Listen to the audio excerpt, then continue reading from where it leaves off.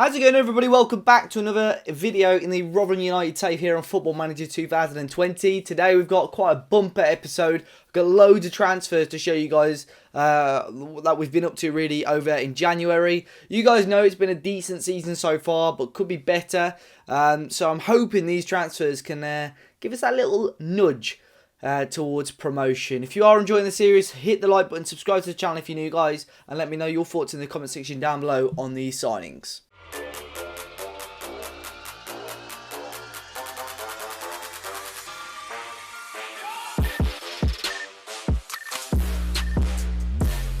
So first things first, the real reason we've been able to get these players is that I cashed in on Ben Wiles. He's a young lad from Rotherham, I'd assume, because he's been at the club a while. Yes, he is. And we cashed in on him for £5 million. Quite a lot of money. It's the club's record transfer. To be fair, record sale rather. To be fair to him, he's already played twice in the Premier League, but selling him for £5 million all up front has been a big reason why we've been able to sign these players. So the first big incoming was Jordan Rhodes. Yes, some would say possibly he's past it, but I think still for League One his attributes are very good. Not the quickest of players, but got a little bit of height to him, and I think as an option alongside Campana and Smith, he could do the business. We've got Sheffield Wednesday paying a majority of his wages. He is available on well, not on a free, but we would have to renew his contract in summer, so there's a chance that wage would go up. But I'm going to see how he gets on. Good player, good option to have, and we'll see what we can do with him. Next up was Angel Gomez coming in on loan from Manchester United. Another player who looks good. He's still got 3 years left on his United deal. Of course, in real life, I think he's been released. But I think he'd be a very good player. As a winger, really looking forward to seeing what he can do, what he can provide. He could play as a striker as well. Predominantly a winger, but I think that gives us an option if we want to change formations. He could play there. Very strong level player for this level. And another player we brought in was Leif Davis. I know someone in the comment section down below recommended this one a number of times. He's on loan from Leeds. Very good player actually as a left back. And I think next season, if he does well this season, obviously I think next season he'll be an option for us as well. So very impressive. Him looks a great player as well. Played for Leeds for a couple of seasons. Actually played a couple of times for them in the league already this season. So I'm very happy to bring him in. You guys know in fullback or wing back we've had a couple of issues with injuries and fitness. So that's a good signing. Other than that, there have been some players that have come in on frees or smaller deals. I signed Zidane Iqbal from Manchester United. He's played a league game or two.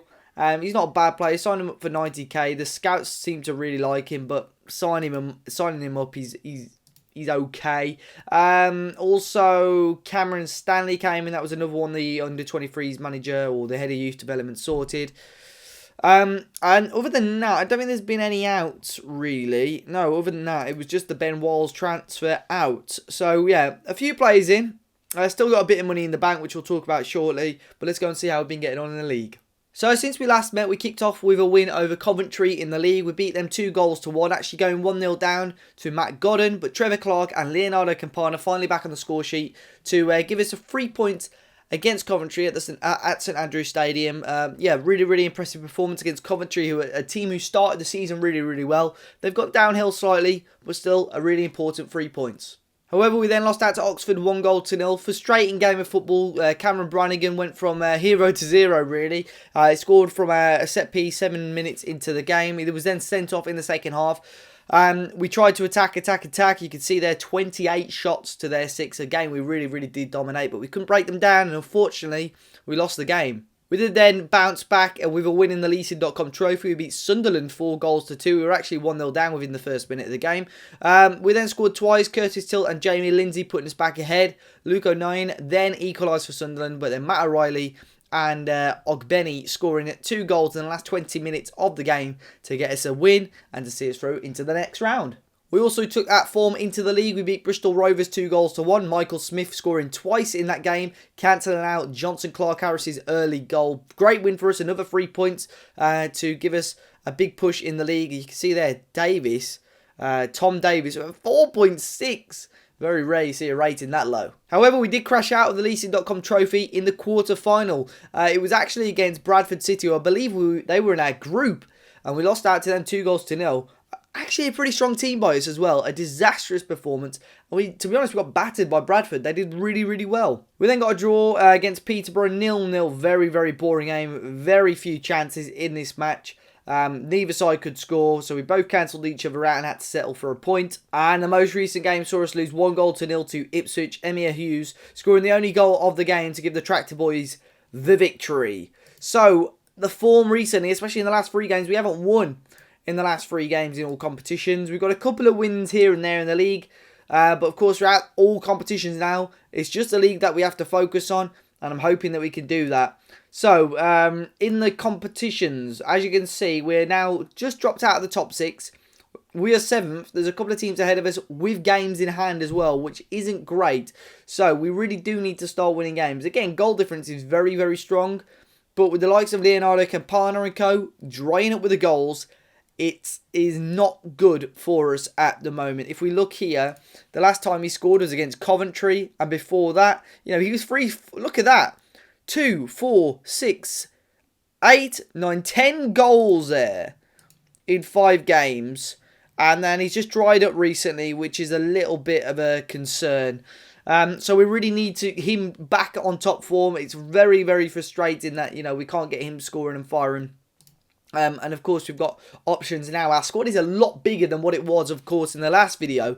In terms of money now, we've got 2.7 million. I did want to try and spend that as much as I could. Maybe bringing in defenders and stuff. But we've got a lot of loan players now. We haven't actually got a player trained at our club as well. So we're having to name 6 subs, which is a little bit frustrating. But we really need to bounce back. Today we're playing up against Burton Albion. They're 17th in the league, 34 points, minus 10 goal difference. We really need to try and get a win against them. So here we are with our team. It is a 5-3-2 and Campana will start up front this time. Jordan Rhodes. I don't think I've started those two up front together, so it's going to be interesting to see how those two do as a partnership. O'Reilly, Barlaser and Lindsay will start in the middle. Clark and Billy Jones as the wing-backs. Robertson, Tilt and Thompson at the back with Iverson in goal. We've introduced Lawrence Bilbo onto the bench to allow us to have 7 subs today. So Angel Gomez is on the bench today. Burton packing out that midfield again with a 4-5-1. Broadhead starting up front. Murphy, Powell, Edwards, Shaughnessy and Fraser in the middle. Hutchinson, Buxton, Narty and Akins with O'Hara in goal. It's a must-win game. We're at home as well. So I'm hoping that today we can, you know, give the fans something to cheer and hopefully see the Millers back to winning ways. It is going to be Iverson with a goal kick here. Blasts it towards the left-hand side and Clark can bring it down. He's been a very, very good player, Clark. I like him in this left wing-back role. He whips in a good ball towards Jordan Rhodes, who heads just over the bar. I believe still awaiting that first Rotherham goal, Jordan Rhodes. And of course, he still needs to do a little bit of work to convince us to give him that new contract. No doubt he's going to want that little bit more money. So it'll be interesting to see what he can produce for the remainder of the season. And we do have a corner. Barlaser with the ball in towards the back post. And there it is. Jordan Rhodes. It's 1-0. 32 minutes in. And it is his first Rotherham United goal. Great ball in by Daniel Barlaser. And it is the big man Rhodes at the back post. And he gives us a lead at the New York Stadium. Beats the defender there and past the goalkeeper. And Rotherham lead. And there we go, half-time. Very quiet first half of football, but we'll take that. Nonetheless, happy days. We'll tell them we're happy with the performance. We've restricted Burton from creating anything. Jordan Rhodes has had a couple of opportunities himself. So far, so good.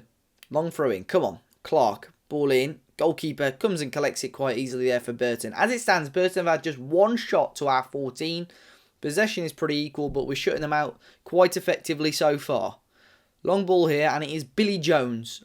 Lays it off for Robertson. Robertson into Clark, into Barlaser, who got the assist for that goal.